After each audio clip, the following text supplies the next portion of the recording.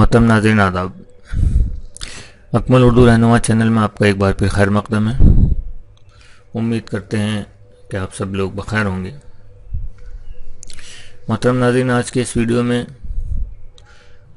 میں آپ کے لیے اپنی کتاب ریٹ ذخیرہ معروضی سوالات سے کچھ آبجیکٹیو کوشچنس، آبجیکٹیو سوالات، معروضی سوالات لے کر آپ کے سامنے حاضر ہوا ہوں، تاکہ آپ کو ایک تو یہ بات پتہ چل سکے کہ ریٹ میں کس طرح کے سوالات آتے ہیں اور ان کا پیٹرن کیا ہوتا ہے۔ کیونکہ جب آپ ریٹ کا ایگزام دیں گے تو وہاں آپ کو آبجیکٹیو ٹائپ کے سوالات ہی ملیں گے، ڈسکرپٹیو سوالات اس میں نہیں آتے ہیں۔ تو میں آبجیکٹیو ٹائپ کے سوالات کا جو یہ ویڈیوز کا سلسلہ ہے اس کو شروع کر رہا ہوں پرانے پیپر سے۔ تو آج ہم 2012 میں جو ریٹ کا کوشچن پیپر آیا تھا اس کے کچھ سوالات حل کریں گے، جتنے آج کی ویڈیو میں ہوتے ہیں۔ باقی کے سوالات اگلے ویڈیو میں ہم حل کرنے کی کوشش کریں گے، اس پہ چرچا بھی کریں گے اور بہت ساری نئی باتیں جو ہے وہ سیکھنے کی کوشش کریں گے۔ یہ سوالات سن 2015 میں شائع ہوئی میری ایک کتاب جس کا نام تھا ریٹ ذخیرہ معروضی سوالات، اس سے میں آپ کے سامنے پیش کر رہا ہوں۔ اس کتاب میں بہت سارے پرانے جو پیپرز تھے 2015 تک جو بھی ریٹ کے پیپرز ہو گئے تھے وہ اس میں سالوڈ پیپرز اس کتاب میں دیے گئے تھے۔ ابھی یہ کتاب فی الحال آؤٹ آف اسٹاک ہے، لیکن ریٹ کے اسٹوڈنٹس کے لیے میں نے اس کو اپنے بلاگ پر free of cost download کرنے کے لیے ڈال رکھا ہے۔ تو کوئی بھی شخص اگر چاہے کہ اس کتاب کو ڈاؤن لوڈ کرنا چاہتا ہے، ڈاؤن لوڈ کر کے پڑھنا چاہتا ہے یا اس کا پرنٹ نکالنا چاہتا ہے، تو وہ فری آف کاسٹ اس کتاب کو بے ہچک میرے بلاگ سے ڈاؤن لوڈ کر سکتا ہے۔ میرے بلاگ کا ایڈریس ہے completeurduguide.blogspot.com۔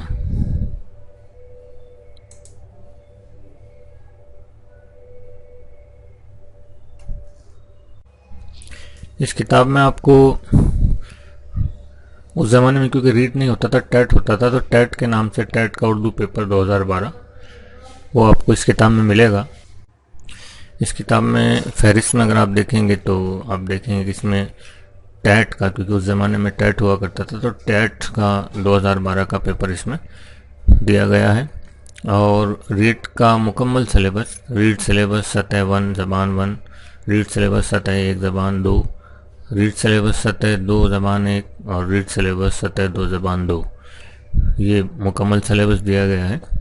اس کے بعد آپ آگے پڑھیں گے تو آپ دیکھیں گے کہ ٹیٹ کا اردو کا پیپر 2011 کا بھی اس میں دیا گیا ہے، لیول 1 لینگویج 1، اور ٹیٹ کا اردو کا پیپر 2011 لیول 1 اور لینگویج 2، اور ٹیٹ کا ہی 2011 کا پیپر لیول 1 اور لینگویج 1، لیول 2 اور لینگویج 1، اور ٹیٹ کا 2011 کا پیپر لیول 2 لینگویج 2۔ تو یہ 4 پیپر یہ اور 2012 کا 5 پیپر اس میں دے رکھے ہیں، اور مکمل سلیبس اس میں اس کتاب میں آپ کو مل جائے گا۔ اس کے بعد اس کتاب کے اندر آپ کو پریکٹس سیٹ ملیں گے بہت سارے، یہ مشق نمبر 1، مشق نمبر 2، مشق نمبر 3، مشق نمبر 4، 5، 6، 7، تو اس طرح سے بہت سارے پریکٹس سیٹس اس میں دیے گئے ہیں۔ اور آخر کے اندر جو ہے ان پریکٹس سیٹس کے آخر میں ان کے شیٹ دی گئی جس میں آنسرز دیے گئے ہیں ان تمام مشقوں کے، جو ہے مشق نمبر 4، 5، 6، 7، جتنے بھی مشقیں ہیں، جتنے بھی پریکٹس سیٹس ہیں، ان سب کے آپ کو لاسٹ میں آنسر شیٹ دی گئی جس میں آپ اپنے آنسرز کو جانچ سکتے ہیں۔ تو ان مشقوں سے یہ فائدہ ہوتا ہے کہ آپ 1 گھنٹے 2 گھنٹے کا ٹائم لے کر بیٹھیں اور اس کوشچن پیپر کو آپ سالو کریں، یہ سمجھتے ہوئے، یہ جانتے ہوئے کہ آپ ایگزامینیشن روم میں بیٹھیں، اور پھر اس کو آنسر شیٹ سے ٹیلی کریں اور دیکھیں کہ آپ کے کتنے سوال کے جوابات صحیح ہیں، کتنے غلط ہیں. تو اس سے آپ اینالائز کر سکتے ہیں کہ آپ کی اسٹڈی کا لیول ابھی کیا ہے اور آپ کو کتنی اور پڑھائی کرنی ہے. کنسیپٹ کون سے آپ کے کلیئر نہیں ہوئے، ان کو آپ کو واپس کنسیپٹ کو کلیئر کرنا ہے. تو انہی ٹاپکس کو آپ دوبارہ پڑھ سکتے ہیں. تو اس کتاب میں ایک نئی بات یہ بھی ہے کہ جتنی بھی مشقیں ہیں وہ الگ الگ ٹاپک پر ہیں. جیسے مان لیجیے مشق نمبر 1 ہے وہ حروف تہجی پر ہے، تو آپ پہلے حروف تہجی پڑھ لیں ہماری کسی کتاب میں. ہماری جو نئی کتاب ہے ریڈ 2020 کی اکمل رہنما معلم، آپ اس میں حروف تہجی کی یونٹ پڑھیں، حروف تہجی کو مکمل طور پر سمجھ لیں، اور پھر مشق نمبر 1 جو حروف تہجی سے متعلق ہے، جس میں حروف تہجی سے متعلق سوالات دیے گئے ہیں، آپ اس مشق نمبر 1 میں جو ہے ان سوالات کو حل کریں.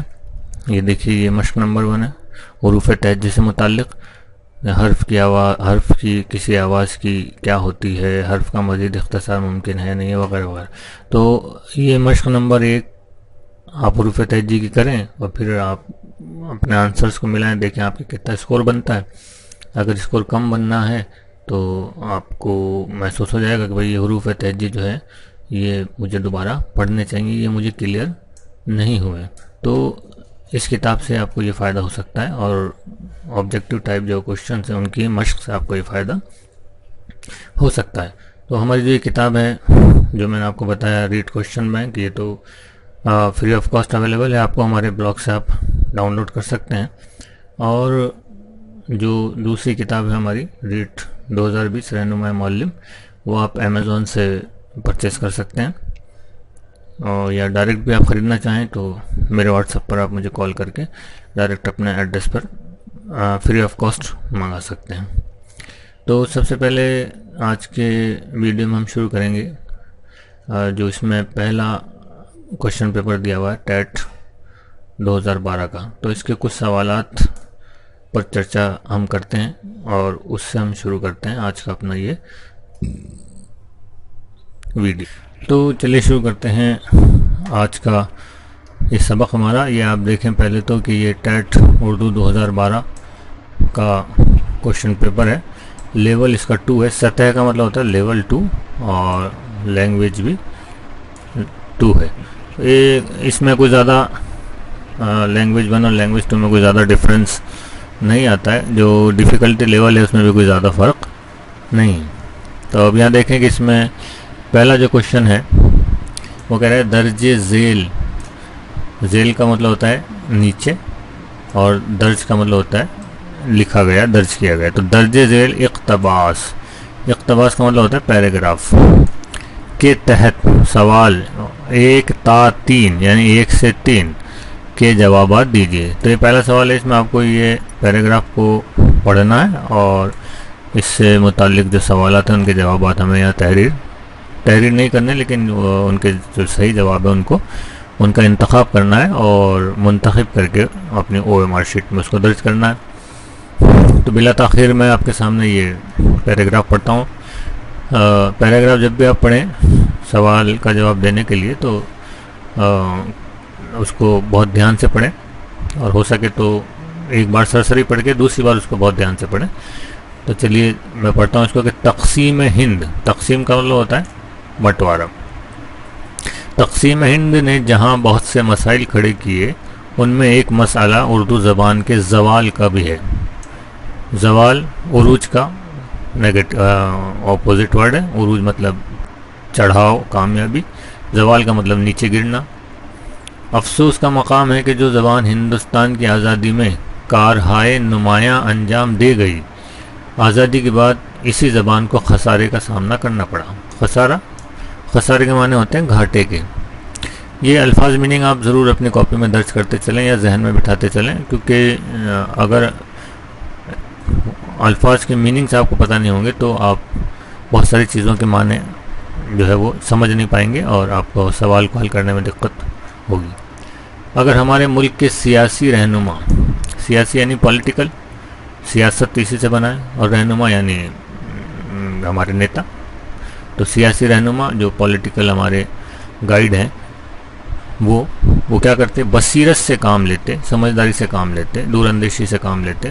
تو تقسیم ہند کا حادثہ جو اردو کے زوال سے بھی مربوط ہے، مربوط اردو کے زوال سے جڑا ہوا ہے، یعنی اس کا ربط ہے، رے بے اور تے. تو ربط کا مطلب ہوتا ہے تعلق. تو اس کا جو ربط ہے، تعلق ہے، اردو سے بھی ہے، رونما نہ ہوتا. سیاسی مصلحت میں ہمیشہ ذاتی مفادات اجتماعی مفادات پر سبقت لے جاتے ہیں. سیاسی مصلحت، جو نیتاؤں کی جو سیاسی مصلحت ہوتی ہے، جس کو کہتے ہیں کہ سیاسی مصلحت ہے، یہ پولیٹیکل ہماری مصلحت ہے، اس میں ہمیشہ کیا ہوتا ہے کہ ذاتی مفادات، پرسنل ایشوز، پرسنل بینیفٹ جو ہیں وہ اجتماعی مفادات یعنی کمیونٹی کے جو مفادات ہیں، کمیونٹی کے جو فائدے ہیں، ان کی بنسبت نیتا کے جو اپنے ذاتی فائدے ہیں وہ سبقت لے جاتے ہیں، وہ جیت جاتے ہیں. یعنی نیتا جو ہے وہ سیاسی مصلحت کی بنیاد پر یا سیاسی مصلحت کا نام لے کر اپنے نجی فائدوں کو وہ اوپر رکھتا ہے بنسبت جو ہے قوم کے فائدوں کے. تو نیتا سب سے پہلے اپنا فائدہ دیکھتا ہے. یہی کچھ تقسیم ہند کے معاملے میں بھی ہوا. تو ہندوستان کی جو تقسیم ہوئی اس میں بھی یہی ہوا کہ کچھ لوگوں کے ذاتی مفاد، کچھ لوگوں کے نجی فائدے جو ہے وہ نیتاؤں نے اپنے نجی فائدوں کو آگے رکھا، سامنے رکھا. اور یہ جو تقسیم ہند ہوا، ہندوستان کی تقسیم ہوئی، دراصل اس کے پیچھے نیتاؤں کے نجی فائدے زیادہ کار فرما نظر آتے ہیں کہ انہوں نے اپنے نجی فائدوں کے لیے ہندوستان کی تقسیم کو قبول کیا. تو یہ ہمارا پیراگراف تھا. اب اس کا پہلا سوال دیکھتے ہیں. یہ پہلا سوال ہے کہ لفظ تقسیم ذیل کے، ذیل یعنی نیچے لکھے، ذیل کے الفاظ میں سے کس سے قریب ہے؟ تو پہلا ہے قسم، یہ قسم نہیں ہے، قسم، تقدیر، مقدر، تعالی. ان کے الفاظ کے معنی اگر آپ کو معلوم ہوں گے تو آپ ایک سیکنڈ میں اس کو پکڑ لیں گے. سب سے پہلی بات ہے تقدیر. تو تقسیم کا مطلب ہوتا ہے ڈیوائیڈیشن، ٹکڑے ہونا. تو تقدیر کا اس سے کوئی تعلق نہیں. مقدر بھی تقدیر کا پریاواچی شبد ہے. اور تعالی بھی تقدیر کو کہتے ہیں. تو تینوں لفظی تقدیر کو ریپرزینٹ کرتے ہیں. تو چوتھا بچتا ہے قسم. تو تقسیم جو لفظ ہے وہ اس کا تعلق قسم سے ہے. قسم یعنی پرکار، ٹائپس، اور قسم سے بنتا ہے تقسیم یعنی ٹائپس میں یا پرکاروں میں ورگیکرت کرنا، منقسم کرنا. تو یہاں ایک نیا لفظ اور آتا ہے منقسم. تو ملتے جلتے لفظوں میں آپ دیکھیں قسم، قسم کا مطلب ٹائپ یا پرکار. منقسم یعنی قسموں میں بانٹنا یا تقسیم کرنا. تو تقسیم کرنے کی جو ایکٹیویٹی ہے، پرکریا ہے، اس کو ہم کہتے ہیں منقسم کرنا. تو قسم، تقسیم، منقسم. ایک لفظ اور آ جائے گا اقسام. اقسام جو ہے قسم کی جمع ہے، بہت سارے پرکار. تو قسم، تقسیم، منقسم، اقسام. تو یہ تمام الفاظ آپ اپنے ذہن میں رکھیے گا تاکہ پھر کبھی ایگزام آ جائے تو آپ کو کسی طرح کی پریشانی کا سامنا نہ کرنا پڑے، آپ ان کو پہچان سکیں. چلیے اگلا سوال دیکھتے ہیں. لفظ مقام کا مترادف کیا ہے؟ مترادف کا مطلب پریاواچی، ملتا جلتا لفظ. تو مقام جو ہے لفظ، اس کا مترادف کیا ہے؟ تو یہاں آپ دیکھیں پہلا جو آپشن ہے وہ ہے عمارت. عمارت یعنی بلڈنگ، حویلی، یہ بھی بڑی بلڈنگ، اور موقع اور قلعہ. قلعہ آپ کو معلوم ہے. تو عمارت، حویلی، قلعہ یہ تو تقریباً ایک جیسی چیزیں ہیں. لیکن یہاں لفظ آیا ہے مقام. تو مقام کا جو صحیح جواب انہوں نے دیا ہے وہ لکھا ہے اس میں موقع. اب یہاں آپ کو کنفیوژن ہو سکتے ہیں کہ مقام جو ہے وہ جگہ کے معنوں میں بھی آتا ہے.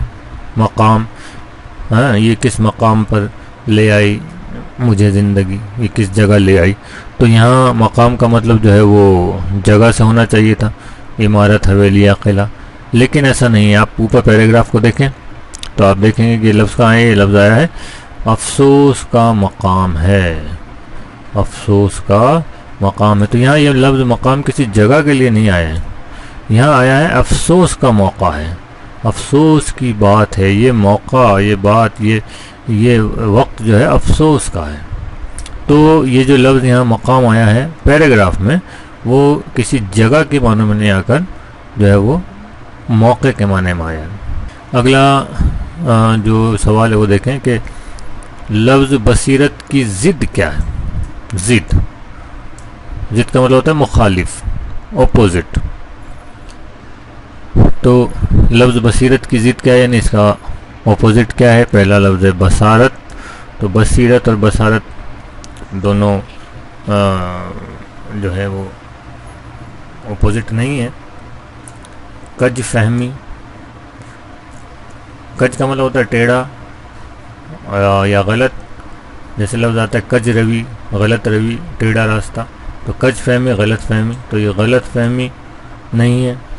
اور دور اندیشی، دور اندیشی کا مطلب ہوتا ہے سمجھداری۔ اور ایک چوتھا ہے کوتاہ نظری، کوتاہ نظری یعنی نظر کی کوتاہی، تو یہاں صحیح آپشن ہے کوتاہ نظری، کیونکہ یہ بصیرت کی ضد ہے۔ بصیرت یعنی دور تک دیکھ پانا، دور اندیشی جو ہے سمجھداری، اور کوتاہ نظری یعنی نظر کی کوتاہی، کسی بات سے چوک جانا، کسی بات کو سمجھ نہ پانا۔ تو بصیرت کا اپوزٹ یا بصیرت کی جو ضد ہے وہ صحیح لفظ ہے کوتاہ نظری۔ اگلا سوال دیکھتے ہیں ہم 4 نمبر، مفادات کا واحد کیا ہے؟ مفادات، یہ لفظ ہے مفادات، تو یہ لفظ جو ہے آپ ایسے ہی پکڑ لیں گے اس کو کہ یہ مفاد سے بنا ہے، اور الف اور تے جو ہے وہ جمع بنانے کے لیے بہت سارے الفاظ میں ہم جوڑتے ہیں، جیسے خرافات، عبادات، اور اس طرح کے بہت سارے الفاظ ہیں، تو یہ مفاد سے بنا ہے مفادات، تو یہ جمع ہے اور یہ مفاد جو ہے واحد ہے۔ اگلا سوال دیکھیں کہ لفظ سبقت کا ہم معنی کیا ہے؟ ہم معنی، ہم پلہ، ہم پیالہ، ہم نوالا، یعنی اس کے جیسا ہی ہم معنی۔ سبقت کے معنی والا لفظ کون سا ہے؟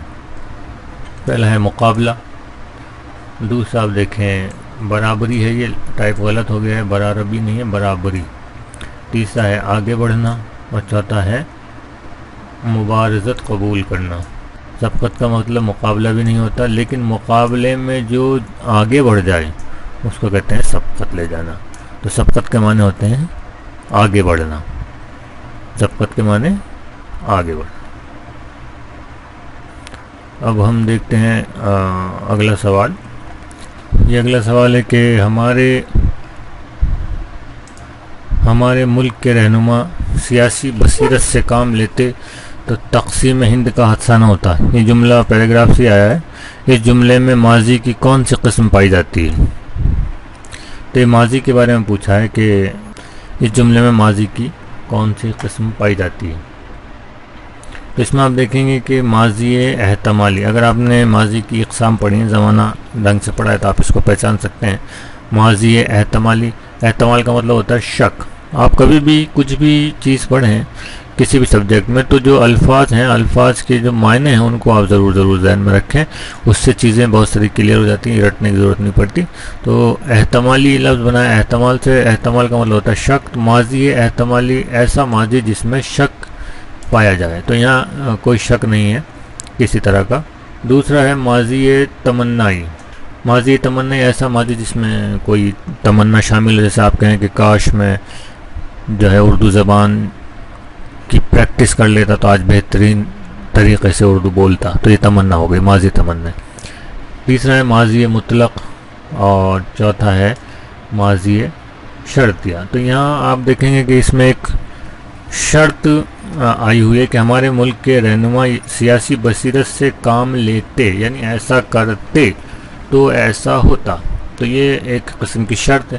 تو ہم اس کو کہیں گے کہ یہ ماضی شرطیہ ہے کہ اگر وہ ایسا کرتے، سیاسی بصیرت سے کام لیتے تو تقسیم ہند کا حادثہ نہ ہوتا، لیکن کیونکہ انہوں نے سیاسی بصیرت سے کام نہیں لیا تو تقسیم ہند کا حادثہ ہو گیا۔